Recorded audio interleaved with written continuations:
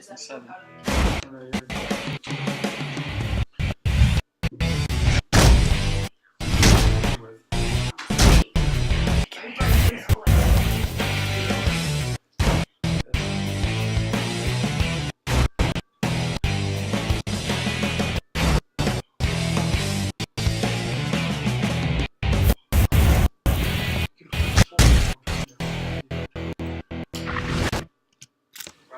Good. And then we're going live here. Right, so hopefully this can start in a second. Here we go.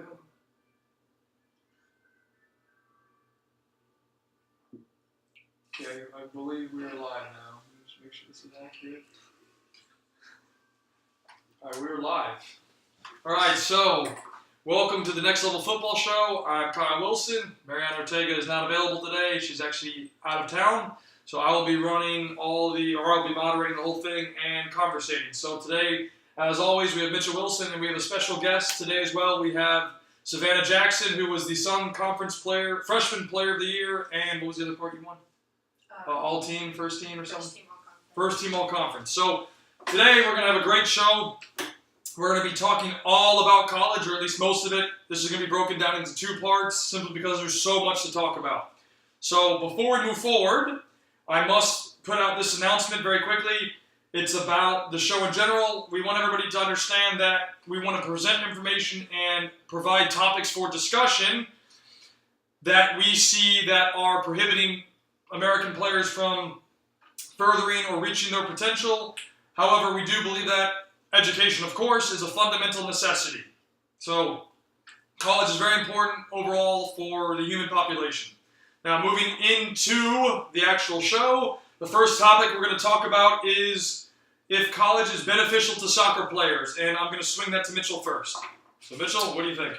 Yes and no. I believe that the college system is there to not help grow players who want to play professional soccer, meaning that if your player has aspirations to go play professional soccer, then attending college and playing college soccer is going to hurt them. It's not going to help them progress. It's not going to help them become a better player. And believe it or not, college, especially for athletes, at least a soccer athlete, it is not a necessity. It just isn't. You can go play pro without going to college. I mean, there's plenty of professionals who started playing professional soccer at 16, 17, and 18. That's when kids are going to college here, and that's a big reason why we're behind. But yes, if your kid wants to go to college and doesn't want to play professional, you're fine. You go to college, go have fun, just enjoy it. That's what college is there for. It's there for you to enjoy it. It's there for you to have fun, and it shouldn't be taken as a step to go to professional. It's not the way college should work. Anything else? No, I think that's it for me. Okay, so I'll go ahead before Savannah jumps in, because she's actually in college right now. She just finished her first season as a freshman. I'll give my take on it in terms of what I went through and things that I think are beneficial and aren't. So I think college is beneficial. However, also at the same time, I don't think it is. The reason why I say that is because there's a lot of things that are important in terms of learning how to be on your own. For example, you don't have mom and dad. You have to learn how to take care of multiple things, whether that's school, some people have a job, and of course soccer, you have to learn how to manage all those things, so that's very important. But I think it comes down to the question of what do players, or who is attending college, the person that is attending college, what do they want to do? Do they want to go play professional? Do they want to go play college?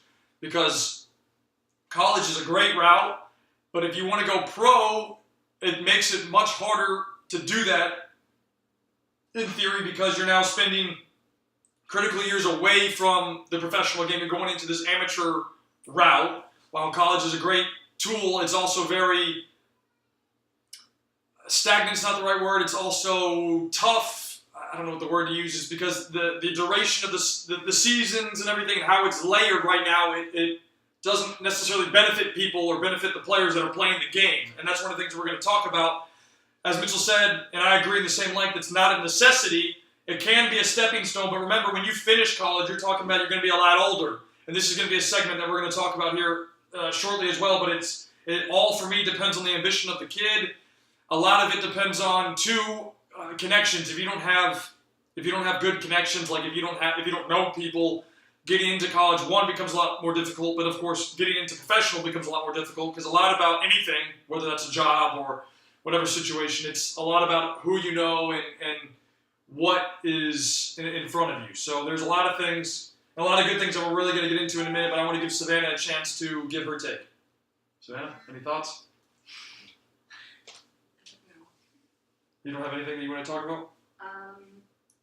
So what about your first season? What did you think of it? Was it beneficial to you as a player? I think so. I learned a lot about playing at the next level of the club. So what was a big transition for you in terms of playing from,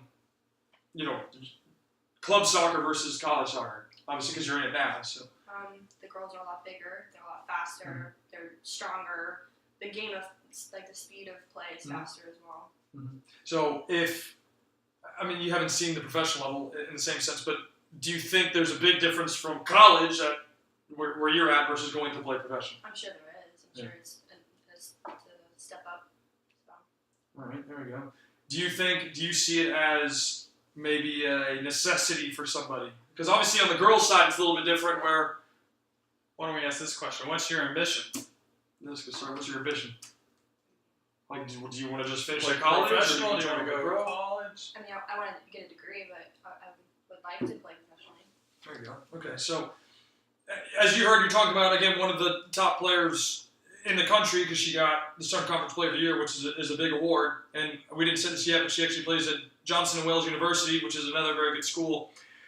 Now, there is a big difference for boys, or on the boys' side, or the men's side, and the women's side, because you'll see a lot of girls that can play for colleges and go play for the national team, where it doesn't happen so much on the boys' side because there's a lot more. I think for me, there's a lot more but there's a lot more. There's different levels you can go play at where women's professional soccer isn't as big as a sense, so they need to go somewhere to play. So I think Savannah's at a good stepping stone for her because she's obviously on the girls' side. So I think that gives her opportunities to try and further her career, and that's one of the things that we're going to help her with because she's obviously doing very well. How many goals did you score last year? 17. And how many games?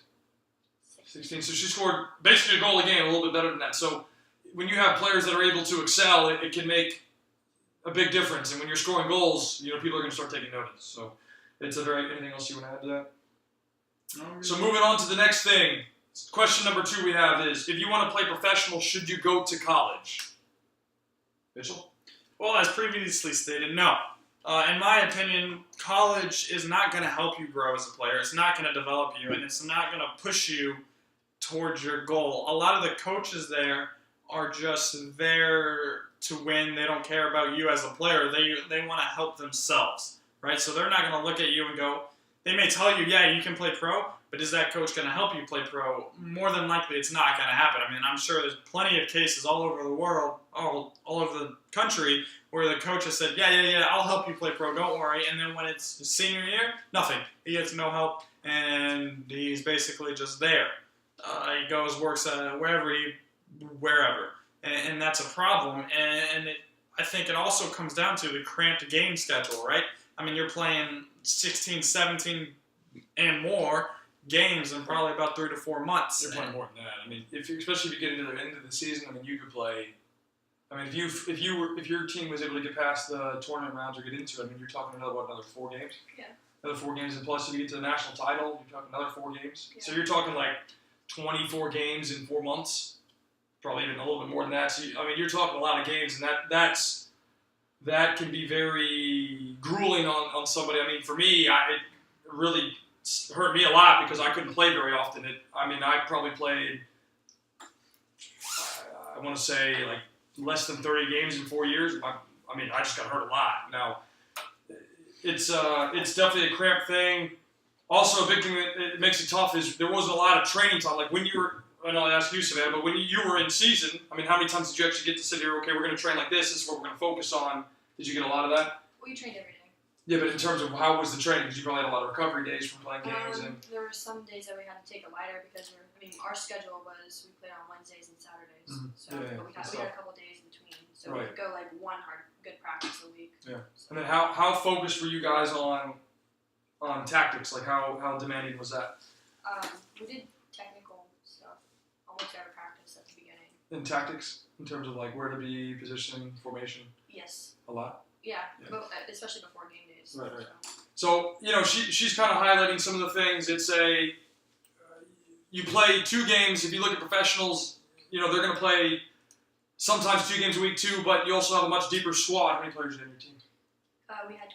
So she only had 22, so I'm guessing they probably had, 18 actually involved in the roster? Maybe less than? Yeah. So, but how many actually played consistently? Probably like 18. Okay, so you had 18 players play consistently. I mean, if you're looking at professionals, you probably have a squad that's, some have 30-plus players, and then, you'll rotate them. So when it comes to a cup match, which they'll have once a week, they're going to be playing the second team, so to speak. So when she's playing 2 games a week, it's a lot more grueling on her body, and it makes it harder for players to play in, which is tough. Now, obviously, professionals have the bigger ask as the pros, but it can be a tough thing for players. And then the other thing is the lack of rest that you can get. When you're cramming so many games in a certain period, and this is one of the things that I want to bring up, it's very difficult. Now, if college made the system, I'm going to ask this to you as well, Savannah, if college made the system from August to May or close to that, like they do around the rest of the world, I think, in my opinion, that would make a big difference in terms of number of games. You can slow down the game schedule, and I guess you're going to see here in the spring how important or what you think of off-season,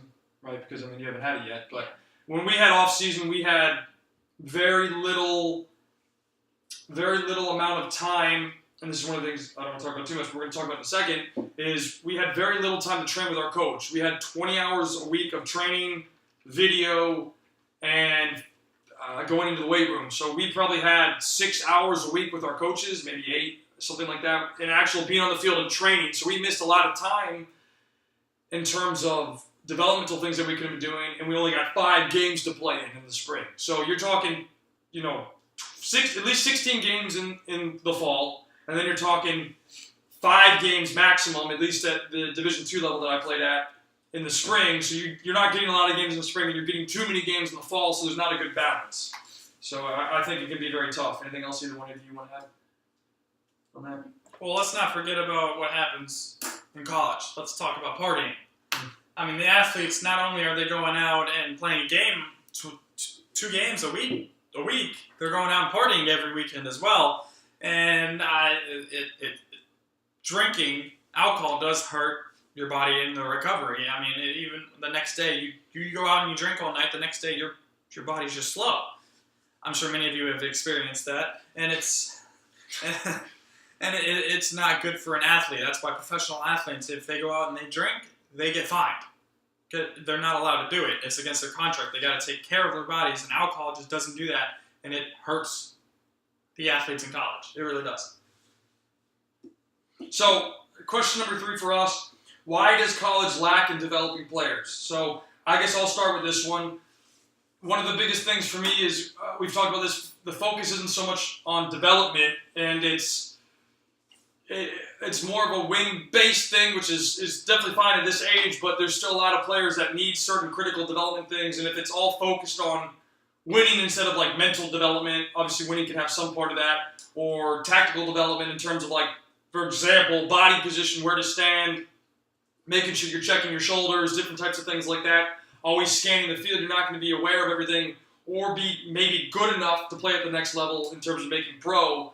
Because one of the biggest jumps, and I think Savannah touched on it earlier, is the big difference between youth and college is the speed of play, how quick it is, and how quick the other players are. But then, of course, it probably doubles that when you're talking going from college to professional, and what level of professional. If you're talking, the Premier League or La Liga or Bundesliga or Serie A, Liga, you're talking a much bigger gap. But if you're talking MLS, it's probably, I haven't played MLS, so I wouldn't necessarily know, but it's probably at least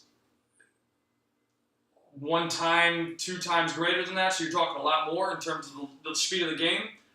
And you're going to play with fewer not good players. I know, for example, at one of the schools that we used to play against all the time, they almost carried a 50-man roster. You're talking 30 of them don't play. So you have a roster of 30 people that aren't playing, and what benefit are they getting? that they can say they're on the team and they're doing this. So it's really just, are we taking care of the players to help them get better, or is it more of a thing of, well, we need to win the conference, we need to win national title? Where's the balance here? Because again, these aren't professionals yet, but they need to have some sort of thing to help them nurture to get to the next level. So does college do that? For my opinion, it doesn't do enough. Could it be better? Yes. There has been conversations expanding the season. That will help, and we'll see where it goes. But anything else you guys want to add for that? Yes. I'm going to counter him. I don't think it's necessarily about winning, right? Because if we look at it, at this age, if you're going to develop a player, you're going to win. It doesn't matter at this point. So it's not that they're too focused on winning. In my opinion, the coaches just don't know, they're not good enough. They don't understand what's going on around them or what they need to tell the players. It's like they're confused themselves. I mean, let's take someone like Jose Mourinho. Now, I know this is a big step up. It's a bit over-exaggerated. But his job is on the line. He has to win. But at the same time, someone like Marcus Rashford, who's 19, still needs to be developed. So he's got to balance that. And the best way to do it is develop him and then see him nurture and see him grow and become one of the best top players in the Premier League by far. I got a question for you. I mean, Jose Mourinho is the manager, but if you're talking pros, they also have 4 or 5 coaches underneath that. Don't most colleges have more than one coach?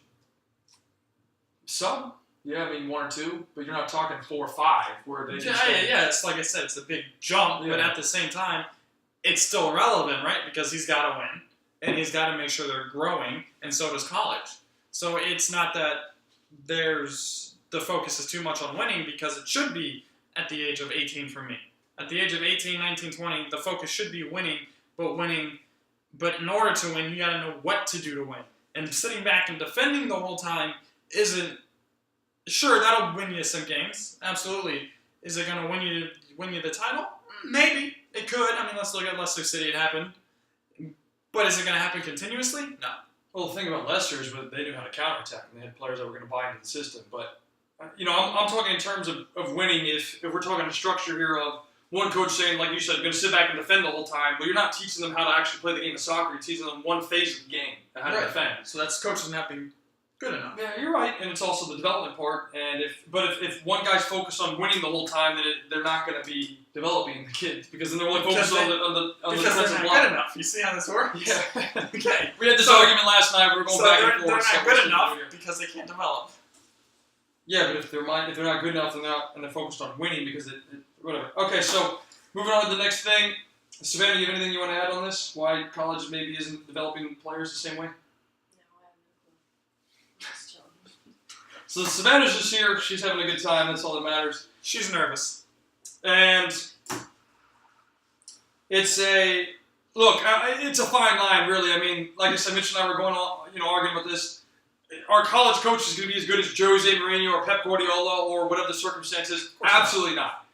So, and then again, a big bonus that somebody has, or a big benefit that pro teams have, they have multiple coaches. Where a college team, and I'll use my school, St. Leo, we only had 2 coaches. So, we had almost, anywhere from 30 to 40 players. It's really hard for 2 coaches to sit there and help develop every player or whatever the circumstances. So it makes a difference if you're looking at somebody like Marcus Rashford or anybody else. But to be fair, by the time Marcus Rashford was 18, he already got the technical skills, so there's not much developing you got to do individually at that age, or there shouldn't be.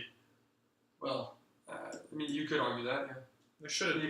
Yeah, it shouldn't be. But again, we're not talking about England or France or Spain or Germany or. Well, that's the problem, right? We're talking about USA, where, as you and I both know, most kids, aren't getting the development they need. We'll ask Savannah this. When you're going to team practices, were you getting the development you needed to become a better soccer player? Or where did you do most of your development? Not individually. So your individual skill you weren't getting? No. So what were you getting in your team practice? Like team chemistry and like working with people around you. Well, that's really highlights exactly what we're talking about. So where did you get most of your development? Outside of our practices. What did you do? Because obviously you met us last year at some point. almost a year and a half ago, give or take, something like that. But then before you met us, Mitchell and I helped you for almost a year, but before you met us, what were you doing? Going to fields with my dad and shooting. It was just your dad shooting. Okay. What else? I mean, did you work with anybody else, or was it just your dad? No, it's just my dad. Or I'd go by myself. Well, and that I think is a whole other thing where you're talking freshman player of the year. She spent how many hours do you think by yourself training or with your dad training or whatever? If you had to put just an estimate, a rough number. What time period?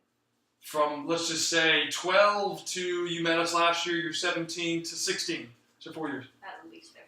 So she's saying 500 hours she put in terms of her own development outside of practices. So if that's not a telling sign of what we're missing, that's a big thing. So now the next thing is graduating, because a lot of kids in college or a lot of players in college graduate at 21, 22. They still want to go play professional. I was one of them. Is that too late to go play pro? So I will swing this to Mitchell first. Mitchell. Oh, I think the obvious answer is yes. I mean, we've talked about this before. In Europe, kids are starting at 16, and you want to start at 22 here. Why? All right, let's take Kylian Mbappe. He's 18, 19 now, I think, and he's a superstar. Who's he? I wonder if something happened to our feed. Oh, is it what? Keep going. I think it's just a thing. And he's a superstar. He plays for PSG. He plays for the French national team. And everyone, if you know anything about soccer, you know who he is. And he's 18, 19. And we want to start kids playing pro at 22? Why? That doesn't make any kids, sense. You're adults. Exactly. Your development stages, when you should be learning how to play pro, or when kids are in college. That's a problem. They're not learning how to play pro. They're learning how to play against kids their age. Maybe a little bit older. Sure, you get some older guys in there, absolutely. Well, let's ask Savannah. She's sitting right here. What's the oldest person on your team? 27. 27. How many? So is the average range 18, 19, 20, and then 127? Yes. So you have 127-year-old. Do you have anybody else over 21, 22? No. Okay. And then what about anybody you play against really old? Do you know? There are a couple older girls on the other teams, but not like majority of them are Yeah. I mean, for me, I played against a guy that was 32, but that was one guy. Most of them, like Mitchell's saying, Savannah's saying, most of them are younger. Yeah. And it depends on the division you're playing at, depends on the level you're playing at, and what school you're actually playing at in the conferences and stuff. So there's a lot of stuff that goes into it, just like youth soccer and anywhere else. But as Mitchell's saying, majority of the people you're going to be playing are the same age. Whereas if you're going to play professional, even if it's not professional, let's say you get to go to Spain and you get to play Division 5, you're still playing against adults. So you're playing against, 27, 28 minutes. A lot of them that possibly did play professional. And players are missing that experience. I mean, I remember, who was the kid's name? Can't think of the guy's name. It's a good example of somebody playing. He ended up going on loan. What is his name? Give me a good example. I had a good example, but I can't think of one. But somebody that played, he played for a professional team, went out on loan at a younger, smaller team that's not playing pro, and he comes back a year later.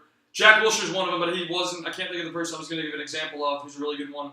But plays for a professional team. He goes out on loan for somebody. I know Tom Cleverly did it, but I can't remember who I'm specifically thinking of. Where they go out, they play for a pro team. They're not playing yet, but they go out on loan. And I'm trying to come up with the example. A lot. There's been a lot. Just pick one. Kurt Zuma. Kurt Zuma did it. Yeah. But Ruben Loftus-Cheek. But did they go to non-professional football? Ruben Loftus-Cheek went to Division 3, I think, his first year. Who was the guy that I was thinking of? I can't remember. Okay, so Ruben Loftus-Cheek, will take him. He ends up going to a Division 3 club, and he's playing as a young player, 16, 17, 18 years old, playing against grown men. That's a big step up from playing against people the same age. So there's a significant difference in the significant gap. And you're missing that pro experience because, trust me, there's a lot of things that you can take away. I mean, even when I was in France playing, there's a lot of things that I was still learning and still taking in as a player because it's like, well, I hadn't had these experiences yet. I mean, like I said, in college, I played against a couple guys who were older than me. But then when you start talking about the professional game, you're playing against guys that have been there. A lot of them, not a lot of them, but a good bit, have already played professional. Maybe they're done playing. Maybe they're in their late 30s or almost 30, and they didn't get a next professional contract, and that's a whole other story. But it's again experience. I mean, I would love to be a player in the dressing room with John Terry just because of who he's been with. I know he's at Villa, which is in the championship, but imagine being a 21-year-old kid, 18-year-old kid. You're in the dressing room next to John Terry. He's 36, so he has 16 years of professional experience. He's won the Champions League. He's won the Premier League. He's won everything. I mean, imagine being, again, Rashford, being with Zlatan Ibrahimovic, learning everything you can from this guy who's won everything. He's done everything except the Champions League and the And World Cup. the World Cup. But, I mean, again, those are things that, imagine that, Savannah, if you got a chance, you're 18 now, got a chance to go play with Alex Morgan, got a chance to go play with Ali Krieger, Carly Lloyd. I mean, wouldn't that be an awesome experience? Oh, yeah. So those are things that people we hope are going to benefit. That we need to start realizing that provides benefits. So anything you want to add on this? No, you're just here, so that's awesome. All right, so I'm going to swing this question to you first, Savannah, because I'm curious. Is going to a college camp actually beneficial for the player? So did you go to any college camps? Yes. Are you talking about like ID camps? Any type of camp. So whether that's like a residential camp somewhere or if that's like ID camp with a whole bunch of coaches or whatever the situation is, what did you do? And what kind of camps did you do? What was the experience? What is your take on all that? I think ID camps are a waste of time and money. Okay. I think if you're going to go train with a team, like a college team. Like they invite you or something? Yeah, I think that's beneficial because you get to know the girls. You see like what a college practice is like. You get to talk to the coach and stuff. But the ID camps, they just take your money because most of the time they're not actually recruiting you. They just want your money. So. Okay, so what about, did you do any like residential camps where let's say you go to a school like West Virginia or whatever and you stay there and you're at that campus? Like, did you ever do that and stay there for like 3 days? Yes. And how was that? I enjoyed it. I went to South Carolina, to Like, Francis Marion University, and Okay. stayed for 2 nights. so you thought that was beneficial? Yeah. So what was positive about that and what wasn't positive? You kind of got an idea of what it's like to live on campus. You saw the practices. You saw like the schedule of the college players and like what they do every day. And what wasn't good? What wasn't good? Yeah. So like what you went to this camp, is there something that you didn't like or something that you didn't find beneficial? Like waste of time maybe or like why am I here or whatever? No. Okay, so it was all beneficial Yeah. for you? Nice. That's good. All right, and then what about the ID camps? What did you find any benefit from those or were they Maybe just learning how to talk to a college coach. So what happened? What did you you said it's a waste of money, waste of time, but what made you feel like that it's a waste of time? Because they're not actually focused on you. I mean, it's just like a big group thing. They're just. So they're to just kind of make. Yeah. They're not focused on anybody individually. So. Okay, so you're hearing it again from freshman player of the year, Savannah Jackson, on her take. I will let Mitchell go, and then I will give my input. So go ahead on your whole thing. Is going to a college camp actually beneficial? Let's think about that for a second. Let's. What kind of college camp first? Because they have ones where you go for like 1 day, then you have ones that you go for, like she said, overnight. Mm-hmm. So which ones are you talking about first? I was just getting to that. Oh. Okay, so I've been to both, and I've gone to, though the first one I'm going to talk about is the residential camp I went to. And I went to one at FGCU, Florida Gulf Coast University, and I spent 5 days there. And it really wasn't beneficial. It was cool in the fact that I stayed in the dorm. I stayed like I was a college kid. I went to go eat at the cafe. I went to go eat. They had Chick-fil-A there. They had a whole bunch of other stuff. So I ate all that. So I ate all that stuff there, and it was cool. It was an awesome experience, but it wasn't beneficial for me as a soccer player in the terms that I met the coaches, but did it help me go there? Clearly not. I never went. And so it's kind of one of those things where you got to find what's beneficial. I could, in my personal opinion, I think most camps that colleges do, is just to make money, right? They're not there. Sure, they may find the odd player there. They're like, holy heck, I want to sign that guy. That may happen every once in a while, but it's very rare, and it's not something that you should go to if if you're looking at if you're looking at the school and you want to see if you like it, sure, go to it. Awesome. Go find out if you like the school. Go find out if you want to attend it, whatever. But if you already know you want to go there and you're trying to get in and make sure the coach wants to sign you, it's not necessarily beneficial. What you need to do is you need to give them your game schedule. You need to give them you need to go to showcase tournaments. Like I know Disney has one. I know there's one up in Castle, and there's a whole bunch of them. You need to go to those. Go put yourself in front of the college because that's when they're looking for players. They're not looking for players at these camps, whether it's the ID camp or the residential camp. They're just not unless the only time they're looking at you is if they personally invite you. If they go, hey, this is a special camp, blah blah blah blah blah. I want you to come and I wanna show you around campus and that stuff. But if there's 100 players there, they're not just looking at you. It's got to be just you. They want to show you around. That's when they're looking at you. That's when they're interested in you. And the only way, in my opinion, for that to happen is if you put yourself in front of them while you're playing with your club team. That's it. That's it. Well, okay, so I want to get into one part. I actually have a friend who knows a very big college coach at one of the big Division I schools. And I had a conversation with them last week, my friend that is, and they told me that coach made $1 million 2 years ago. He had a base salary. He made all his money from camps. And that's kind of like a crazy thing to think about. I mean, his salary, I don't know, but I'm guessing probably 100, 200,000, somewhere in between there at a big Division I school.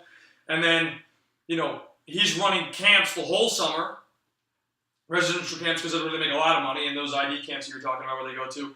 And then probably in the winter he's doing a camp when the school's on break. So it's like they're having all these players come through their system. And I'm going to ask you, Savannah, when you're going through the recruiting thing or the whole recruiting, when you're in high school looking at colleges, you're probably like, oh, I want to go big Division I, right? That's when your first look is.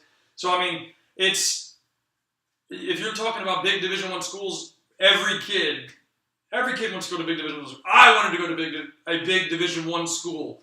And then my sophomore year, going into my junior year, so I just about finished my sophomore year in high school, and I'm like, if I go to a big Division I school, like I'm talking like 50,000 people, I'm like, is that actually going to be beneficial to me? That's when you start wondering if that's going to help you. Ultimately, my goal wasn't to go to college and play college soccer. My goal was to go play pro. I ended up getting hurt a lot, and the whole thing's history now. But it's you have to find the balance for you. But if coaches are able to make a lot of money because of camps, because they know everybody wants to come to that school because they're this big time Division I school, whether that's for soccer, basketball, baseball, football, whatever it is, they're gonna have potential to make a lot of money. That's what they do. And as Mitchell kind of said it, they're really not going to use these camps to recruit players. There's just no reason. Well, why are they going to bring somebody that they're recruiting? Imagine if, again, big Division I school goes out, they're going to go to the DA showcases. If anybody downloaded our ebook, I talked about in there how I went to one DA showcase. There were 400 Division I college coaches there looking for players. They're going to go to events where the best players are, in theory. They might not actually be the best players, but that's where they're going to go because that's where all the players are, the best ones. So the other side, Mitchell talked about it too, is college showcases. Now, there's a lot of college showcases that say they're going to have college coaches, and some of them don't anymore because of, not that they don't, but they don't have a lot. Like, I remember before DA was even created, college showcases were huge events with tons of coaches. The DA came out. Next thing you know, all the Division I or the big Division I schools, a majority of them are going to the DA showcases, and that's, changing the game. So a lot of showcases now, normal showcases, don't have as many college coaches coming because they're trying to go to the big events to find the big players, the big-time players. That's what they're looking for. So in terms of good experiences, I would definitely, for the residential, would agree with Savannah. You get a chance to learn about recruiting. You get to experience what the coaching style is. You get to kind of see the campus. You get to see what everything's like, maybe meet some of the players, boys or girls. In terms of training, when you went to the residential camp, was it beneficial for you? Did you find the training to be good?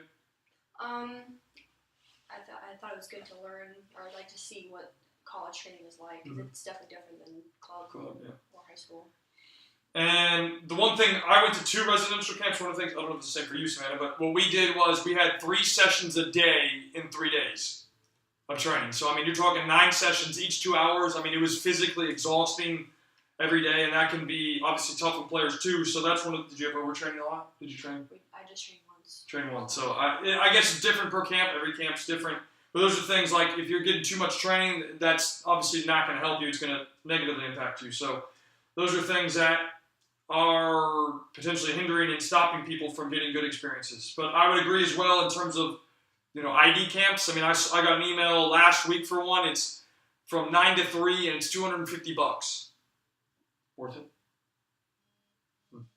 So right there, you're learning about things that ID camps, while you might get to meet people and get to meet coaches, what are they going to take away from? I mean, you'd have to really hit a home run for them to be like, wow, yeah, I need this kid. So those are things that people probably don't think about and notice sometimes, but it's definitely an issue. So anything else you guys want to add? Nothing. All right, moving on to the next one. Are colleges allowed to give discounts or free passes to their camps? I'm going to start with this one because this is actually a story that happened to a player that I'm trying to help. So there's a player I'm trying to help get into college, very good kid, incredibly talented, so on and so forth. And I reached out to a school because I know they're doing a camp. And I said, hey, this kid's very interested in your school. He's phenomenal. He was almost taking a year up, so on and so forth. And I said, he has no money. He can't even play for a club team. Can you get him in for free to your camp? They said, no, not allowed. It is against NCAA rules. Hello?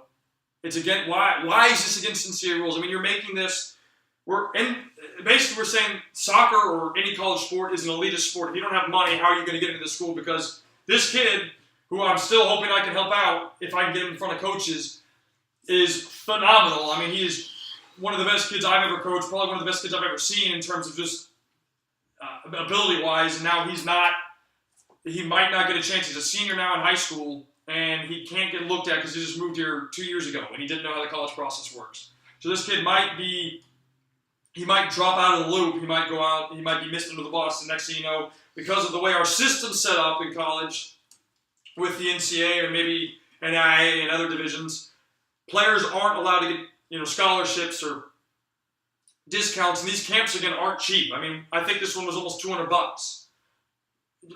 If he can't afford to pay for a club team, how is he going to afford to pay for a college camp? So those are things that, think about that for a second. How is somebody going to be able to make it to the next level? They can't get exposure. I mean, imagine if, I don't know if, a lot of coaches probably saw you play, but if you didn't get a chance to go to the camp, how are you going to be able to do something?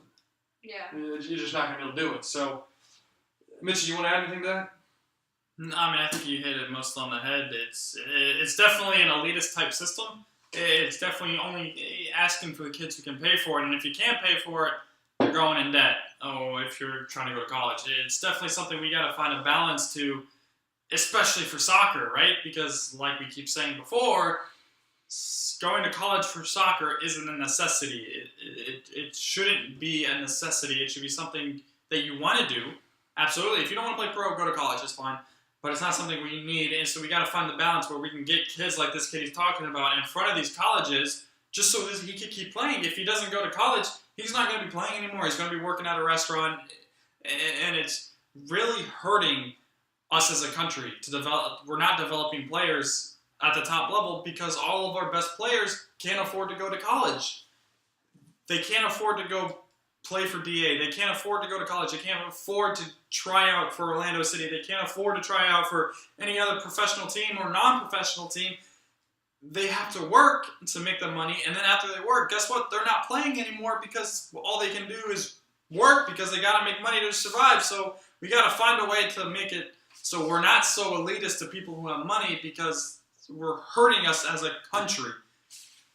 Well, Samantha, let me ask you this. How many good players do you know that right now aren't playing college? I'm curious. Aren't? Are not. Yeah. A lot.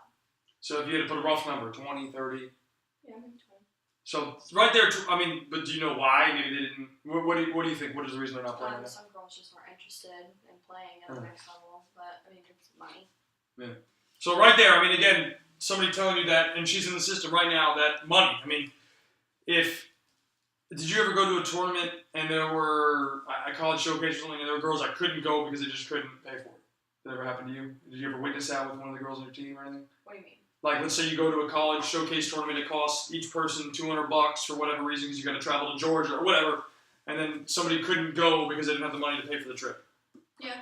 So, I mean, that right there, that there are people that can't go to these college showcase tournaments, they're not getting a chance to go play because they don't have the money to pay for it, is a insane problem that we need to resolve because, I mean, imagine, Savannah, if you weren't able to play right now, what would you be doing if you weren't able to play college right now? Working, I guess.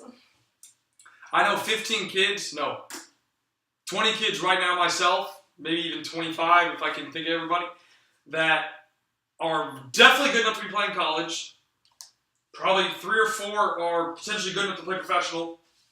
They just don't have a chance to play. And without getting a chance to go to a camp because of the price, we're not helping people, we're hurting people. So when are we going to have equality in this? When is everybody going to get a fair shot? I don't know if nobody can actually respond to that, but think about that for a second. That's why I'm bringing this question up. When are people going to get a fair chance to go ahead and try and play at the next level? I mean, if we don't have that, there are going to be so many kids that aren't good enough, that aren't getting a chance to do it. So when is that going to change? I mean, I couldn't imagine if Savannah. Okay, so half of you guys probably didn't know this. In high school last year, as a senior, she scored 76 goals. 76. I mean, imagine that. 76 goals as a senior in high school. Junior year, 75, right? 75 goals in high school. Imagine a girl banging in that many goals doesn't get a chance to go play college at least. I mean, that'd be shocking. I mean, you got Spectrum Player of the Year, right? Mm-hmm. And then you got second player in the state of Florida or something like that. What is it? What do you mean? I thought you got runner-up player of the year. Oh, for Miss Soccer. So second player, runner-up player of the year for Miss Soccer in Florida, isn't it? Mm-hmm. In Florida. And imagine if she wasn't given a chance to go play college. At least. I mean, that'd be ridiculous. Can she go play pro? Well, I don't see why not, but it depends on, how well she's able to progress, if she's ready to take care of stuff. And that's the kind of thing is like, why are we overlooking stuff like that? Why? And that's what I want everybody to start thinking about. Why are we making this game an elitist sport when if you look at around the rest of the world, it's not? Again, everything's paid for, compensation for formation, and it just drives me nuts. So, anything else anybody wants to add before we move on to the next piece? Oh, I think we're good. Good. Anything you want to add? All right, perfect. So, final question of the day, and then if you guys have any questions, please ask. We're all obviously open to questions. So, once the college season ends in November/December, and when did you actually finish? October? End of October? November. Okay, so they finish in November. So, this all depends on if you make the conference, if you make the national tournament, whatever. What happens after? So, I'm going to start with you, Savannah, because you're kind of in this right now. You finished your season in November. You guys weren't able to move on because of results, obviously. Yeah. What happened immediately afterwards? You're done for a couple months. You're off. So you're done for a couple months. So obviously practice stopped, right? You probably finished your last game, didn't move on, done, right? Practice stopped. Mm-hmm. Okay. Then you had, so that's what, 2 weeks before you came back for Thanksgiving, give or take? So you didn't have any training, nothing. And then you came for Thanksgiving, you're about to go back, you're going to have off again, right? Yeah. I mean, we get a workout packet that we're supposed to follow. But your coach can't train you. Yeah. Yeah, so coach can't train you. So then once you finish your season, long story short, once the season's done, whether that's you get all the way to the end of the tournament, which is the national title, or you end way before that because you couldn't make it for whatever reason, you're done. And so Savannah here has to train on your own. Yes. Which, again, is she's putting in more hours for her development outside of anything else. And then, of course, you're talking, then you go to winter break. When you come to actual winter break, what are you going to be able to do? Can you play for somebody else? Yes. I'm going to guess, since I'm so young enough, I can guest play for club. All right, you're going to do that. So she might be able to guest play for a club in a tournament, which would be good. But I'm assuming your coach is going to give you a workout otherwise to do for winter break? Yeah, we just follow it until we start training again in March, I think. So Wow. Yeah. That's late. So what do you guys? So okay, so right there, they're gonna come back from winter break. They're gonna go when you come back. You said January 7th, right? Something like that. You give me a note. Yeah, January 7th. I think you come back from break. Oh yeah. Yeah. So then what are you gonna do for a month, 2 months? You train on your own again. Yeah. So they're going to have a month to 2 months of training on their own again without the coach's influence. And again, this is the part of college that we're talking about here. You have this huge intensive season. Once it finishes, no matter what part that is, whether you get to the national title or not, you're done. You're done playing. And where's the benefit to that to anybody? I mean, these, again, are crucial times where Savannah could be training with her coach, learning different things that I'm sure he could help with in an individual setting, and they're not allowed to do that because that's the way the system's set up. So, anything you want to add to that, Mitchell, since we're on these two topics here? Yeah, I want to put that into perspective for you guys, right? After a season of professional soccer, you know how much time pros get off? Roughly a month. They get about a month. Sometimes less, sometimes a little bit more. It depends on what they did that summer. If they played in the World Cup, they'll get a little bit more. If they played in another cup for the national team, they'll get a little bit more break. But the average player gets about a month off. Right there, she just said 3 months. Well, 4 months. November, December, January, February, March. You're talking It's like 5. 5 months. of training on their own. Or right with teams. Yeah. Some clubs take off for winter break, but guess what? That's just the league. They're still practicing. They're still scrimmaging. I know a lot of German teams will go to Dubai and play scrimmages there and train there. Some are coming here. Some of them come here What is for it winter called, the break. Florida Cup? Right? Yeah, the Florida Cup. Bayern Leverkusen was here last season, I think. Yeah. So they're always coming, and they're always playing. That's the thing. She's no longer playing. Other college kids are no longer playing. So what's happening to them? They're getting rusty. They're not being developed. They're not progressing with their careers.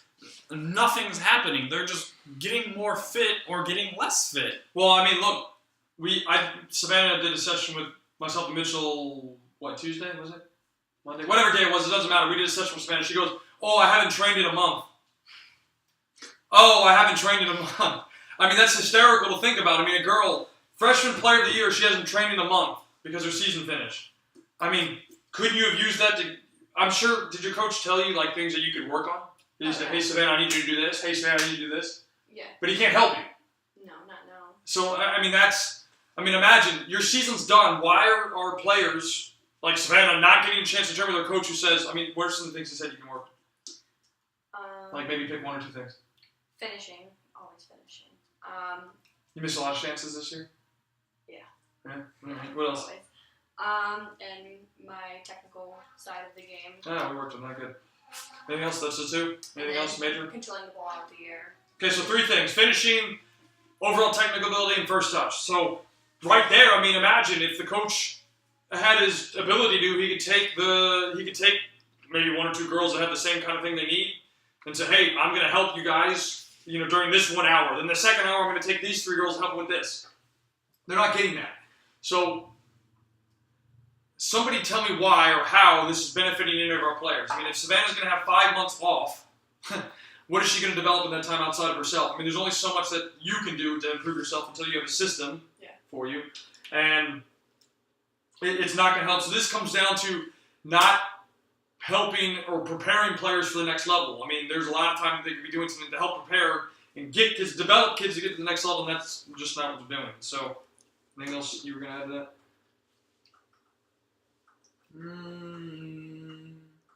Oh yeah, and then the off season, like Kyle said, they only get 5 games. That's We get 3. So they get 3 games. That's a semester. That's 4 months, and hers is even less because they start in March. And that should tell you a lot, right? The pros play 38 plus games, but it's in the span of 8 months, 10 months. It should tell you a lot. It's telling me that, 1, our college system is completely broken and we need to revamp it, redo it, reorganize it, get those people that are in there and get them out because they don't know what they're doing with soccer. Look, soccer is not like every other sport. You can't follow the same path and expect to become the best because that's not what's going to happen. You can't follow American football structure with soccer and go, oh yeah, now we got the best soccer players. No, let's look at the game against Argentina we had in the Copa America. We got slaughtered. It wasn't even close. Let's look at the game against Belgium in the World Cup. Tim Howard had to make 16 saves. That's great for Tim Howard, but is that good for the U.S.? No, that's terrible. What? You want your keeper to make 16 saves? Yeah, dude, let him touch the ball. Oh yeah, that's a good point. Everyone needs to touch the ball. No! Ask every keeper in the world. No keeper wants to make a save. They don't want to do it. It's their job to, but do they want to? No. When I played keeper, I didn't want to touch the ball. I said, you guys go over there. I don't want it. Because keepers know if they make a mistake, they're screwed. They don't want the ball. They don't want to have to make 16 saves. They don't even want to have to make one save. I guarantee you, ask any keeper in the world, Manuel Neuer, David De Gea, which one do they prefer, when they're making a lot of saves or when they're not making saves? There's a reason why David De Gea wanted to leave Manchester United when Louis van Gaal was there. Because they had to make 5 saves a game.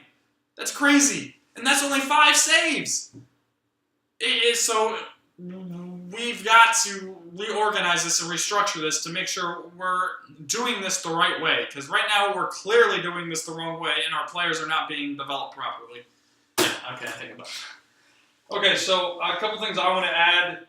So I'm going to really bring this back to Savannah's situation because she's here. We can use her knowledge on what she's doing and what she knows. So she's not going to be available to train with her coach until March. What about working with like the fitness coaches or like athletic trainers? Not athletic trainers, what are they called? Strength and conditioning coaches. Are you able to work with them at all before that? So you don't know that. Okay, what about maybe, so you don't know, I'm guessing for us, we weren't allowed to work with them until we were allowed to train with our coach because that counted as coach time. So, you know, we were kind of screwed on that. I don't know if it's the same thing, but the other thing is, do you know how many hours a week you're allowed to train with your coach, do video, and well, anything team related? Because we had a certain hour requirement where we can only have 20 hours with team practices, conditioning, video, and meals and everything. So whatever we did as a team, that counted as hours towards what we were doing. I don't think we have an hour restriction. Okay, so there are, again, a lot of differences to the different levels that you play at, and it can really start showing. So it's a crazy thing. I mean, do you know what your coach's plan is for the spring? Has he talked about it at all? Do you know what? I mean, he's going to work individually with certain people. There you go, good. So. Hopefully that'll help you with what you need. 'Cause, I mean, if you're going to waste 5 months of your time, waste 5 months is not the right word to use, but if you're going to have 5 months where you're not doing anything to develop yourself, what's the point? Yeah. You know, so that's kind of a weird thing. But in terms of, there's something I wanted to ask you, Savannah. In terms of your goals, has your coach set you goals that you need to achieve and say, hey, Savannah, I need you to score 20 goals. I need you to do this. And then do you have personal goals for yourself to say, I want to hit 25 goals or I want to do this? And all my coach expects of me is to be a hard worker and a good teammate. That's what he tells me. He says the goals will come. So, nice. And they do. But I expect myself to score more goals next year for sure. So next year you're looking at, what is your target? 25. 25 goals in 16 games, at least, right? So, all right, and then have you guys set up like team goals? We want to make the tournament. Big tournament, all right. So one thing that I want to add for everybody is that we'll do a little insight on this. We'll do like 2 minutes just real quick. Since Savannah's here, we'll talk about recruiting processes since she was here and she's experienced it. And that's going to be one of our next shows. I don't know if we'll do it next week, but we'll be part 2, and it's going to be all about recruiting. So we're going to take in stuff. So if you guys have questions, you might as well start preparing them, and we will try and get them answered for you. So, Savannah, when did you start your college recruiting process? Junior year. Okay, so junior year, and what did you find hard, easy? What was the process like for you? It wasn't hard. I mean, it wasn't necessarily hard or easy. I think I was lazy and didn't do what I should have done. I should have been emailing coaches. I should have been giving them my schedule and stuff like that, but I just didn't. I waited too long. So do you think that? So you think that negatively impacted you then, in terms of colleges? Yeah. Okay. Yeah. I mean, and then now for people watching this, or people that will watch this, can you explain why that would negatively impact you if you're not talking to coaches, if you're not, emailing them, calling them, giving them game schedules? Nowadays, college coaches are recruiting for years in advance. Mm-hmm. So I mean, if you're late on the ball, I mean, all the money's gone. That's a great example. What about, so your school, I'll explain mine, but at your school, does he have like a board or something that says, okay, this is the class year, this is what we're looking at? Yeah, if you go to my coach's office, there's 2018, 2019, 2020, and 2021.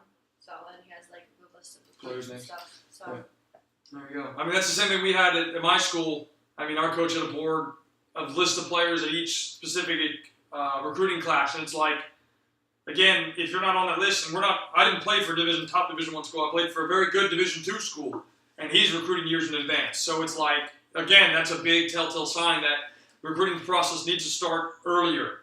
Now, when you say for you started your junior year, did you start with the school that you went to now, or is that just when you started in general? It's kind of just when I was started like trying to talk to coaches more. Mhm.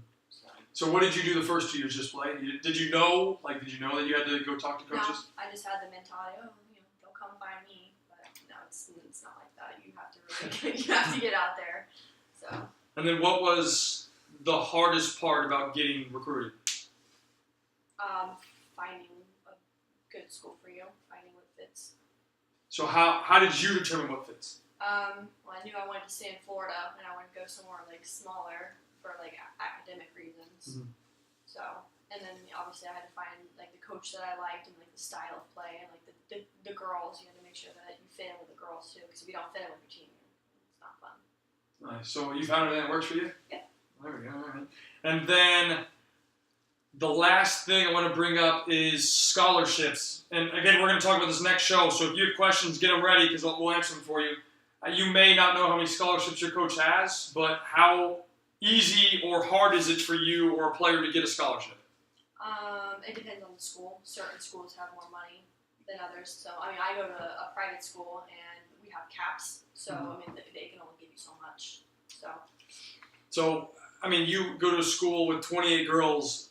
If you had to guess, how many girls have a scholarship? Maybe half. And that's like a little scholarship. It's not Like little money. Yeah, it's Yeah. not much. Most of their money comes from, or most of the money in general comes from like academic. Or loans or from, like, something, what right? from what the school gives you. Yeah. So. Okay, so, and that's the same thing like I said, at my school, big school, we had almost 40 kids. At one time, we had, I think, a roster of 38, and we were only allowed to have 6 full scholarships, which means if the coach wanted to give out all 6 scholarships to 6 players, that's it. Now, they can choose to divvy that up and give a little less here and a little less there, but yeah, I mean, you're not talking many people getting scholarships, so it makes it very, very difficult, and getting scholarships is not easy. And then in terms of the last question I had, maybe Mitchell has one or two, is the play time. Like, are players guaranteed playing time? No. No what? Just no, no? you have to work for your spot. It's not just given. And then on top of that, when you were getting recruited by this coach, did he say, okay, you're going to come in and you're going to start all these games? Or Not that I was going to start, but I would have an impact. and then you had to work from there. So he's saying, okay, Savannah, you're going to come in. I expect you to do this, and I hope you do this or whatever. And then If I do what's expected of me, I have my starting position. So. nice. Any questions you're going to ask? No, that's it. All right. Yeah, guys, I mean, that's pretty much our whole show for today. We're going to have College Part 2 that's completely focused on recruiting. We would like to thank Savannah Jackson for coming in, Freshman Player of the Year for the Sun Conference. You guys will definitely be seeing her more often with Sign Out Sports, so it's going to be cool. Maybe. Just kidding. And that's kind of it. So we'll get that ready for next week, and we'll have some other great stuff coming in. Don't forget, our off-season training starts tomorrow. If you haven't registered, hurry up because we still have that deal running. We've extended it till tomorrow about if you sign up for the full program, we will give you 1 free private session by either Coach Mitchell or Coach Kyle. So take advantage. That's pretty much it. Hopefully Futsal Friday, we're supposed to have that back this coming week as well. So there's a lot of cool stuff happening. We got a lot of big announcements coming in the very short future. It's going to be pretty cool. So thanks, guys. Thanks for tuning in, and have a great rest of your night. See ya.